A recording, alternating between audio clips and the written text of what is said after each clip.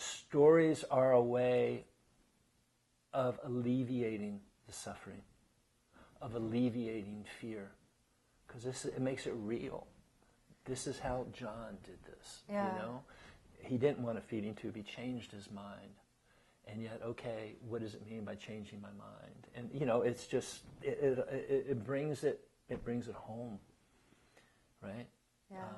And I think when we share our stories, when people have had the generosity of spirit and this exquisitely vulnerable time in their lives to invite me in and share their stories, I think while it's incredibly generous and brave to do that, I also think that it's nourishing for people as well to be able to connect with others and let me and hopefully others traveling this journey and people who are unfamiliar with ALS understand some of what this has meant to this one person. That there's this sense of legacy, that I can leave behind something that was me, and it will live on beyond me. It's a way of connecting with each other. It's a way of mattering. I think we all want to matter. We all want to be seen and heard.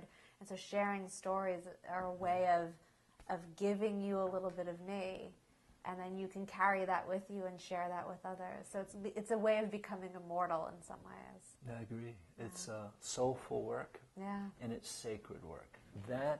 And it's not really work. It's an exchange. Yeah. And shouldn't it be that way? Again, our babies are born into this world, hopefully in a very sacred way. And yes, it always doesn't go right. Yeah. Should we not be allowed to die in a very sacred way, held in a really beautiful way, though it doesn't always go that way? But shouldn't that be the intent? The intent. Yeah. Shouldn't that be at the forefront of everything that we do? And how do we do that? We have to grow ourselves, I think. We have to have an awareness that maybe this just isn't the right way. You know, someone's dying. At what point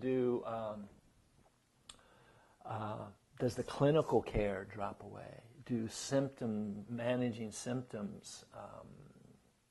You know, we need to pay as much attention, if not more, to the heart, to the soul, as we do to the physical body. Yeah. And that dying is an end, and it's not a failure or a defeat. Again, I think that part of what I've witnessed in this world of ALS is this sort of raising up and putting on a heroic pedestal the folks who choose to defy death through modern medicine. And yet, I one of the things I want to do is shine a light on the heroes who choose to die, who allow the disease to come and to face that end, and that it's not a failure or a defeat. It's a choice that can be very noble and heroic and beautiful. So I just, that I think there's such a, in our culture, we don't want to look at death. We don't want to see it. We don't even know how to be conscious or mindful of what we want the end to look like as we do with birth, because we're so busy saying we have to beat it. How do we beat it?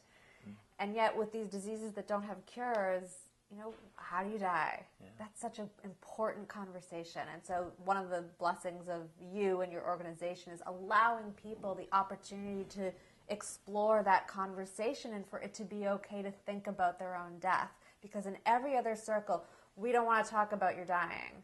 That's a failure. We're not going to go there. We're going to beat it. And you're saying it's actually okay to think about this and what ease and peace and comfort that allows for people. Yeah, it's not a defeat. Right. I look at it as a victory. Yeah. You know, I mean, we all get to go. Yeah. And it's just, can we create the space, hold the space for those who are going, for those who are dying. It's about holding that space.